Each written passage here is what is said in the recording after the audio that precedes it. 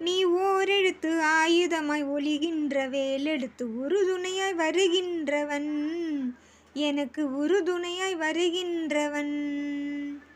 குளிர்ச்சி தரும் தென்றலிலே மகிழ்ச்சியுடன் விண்ணதிலே பறக்கும் உந்தன் சேவர் கொடியே, மனம் தளர்ச்சியின்றி தன்னை மறந்து மலர்ச்சியுடன் தணிகையிலே நடம் புரியும் தோகை மயிலே. பன்னீரில் அபிஷேகம் வெந்நீரில் அலங்காரம் அதிரூபம் கொண்ட முருகன், நீ புரியாமல் அடியேனும் பிழை 100 செய்தாலும் பொறுத்தருளும் செல்வக்குமரன்.